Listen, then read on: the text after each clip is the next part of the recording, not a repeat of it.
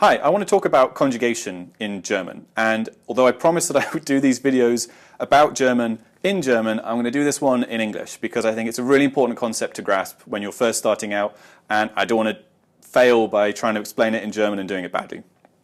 So, firstly, I think we need to define the term conjugation because I think when you're learning a language, part of the challenge for me anyway, was that there's so many new words you have to learn about language. And for someone who failed my English language GCSE, I was not very good at this. So conjugation is when you change the verb depending on who is speaking. So in English we say I go, but we say he goes. We put an S on the end. And that works for all of our verbs. We say I have, but he has. We put an S on the end.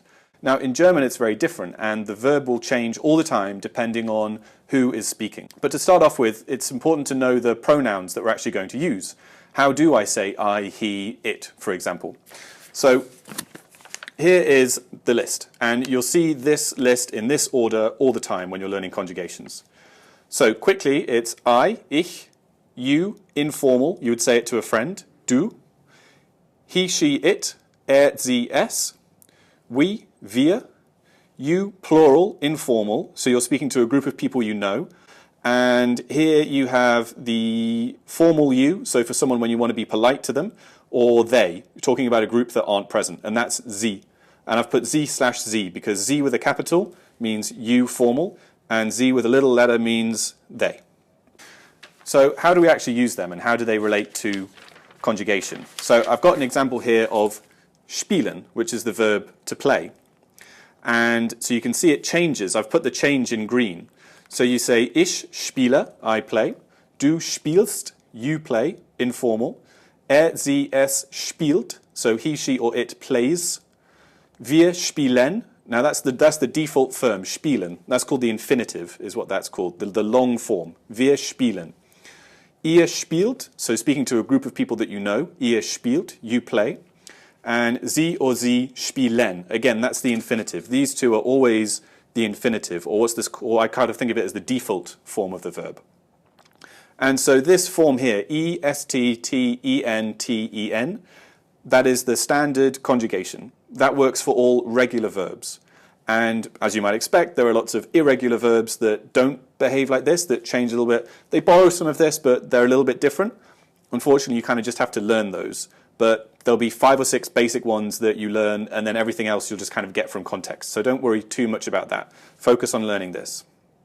So I want to show some examples of what that actually looks like in practice. It's all well and good to look at tables, but I think you really have to look at examples to understand what's going on.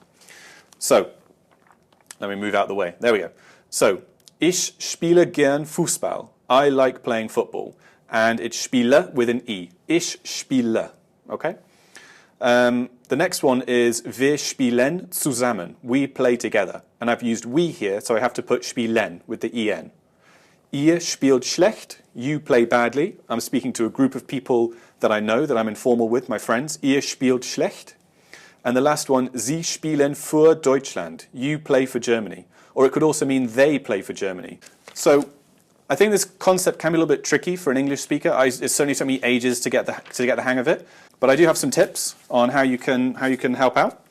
So the first one is obviously just to practice. It is a weird thing to get in your head, but try and practice. And when you're learning German and you're writing little examples for yourself, perhaps you've learned a new rule and you want to write out some example sentences, I would say do it in the I form, do it in the you form, do it in the we form. Try and use this a lot and get it into your head. But the second thing is it does take time and it will take a while to get into your head. That's fine. And the last thing is you can cheat. You can cheat a little bit. Sie is always the infinitive with the en form. So if you want to be polite to somebody, if you're polite to people all the time, you never have to conjugate.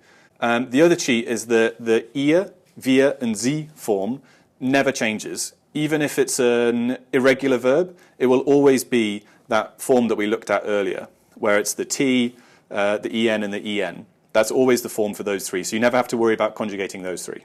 So those are my tips. That's conjugation in a nutshell. I hope that was helpful. Give me a subscribe if you want to see more of these videos. But until then, thanks.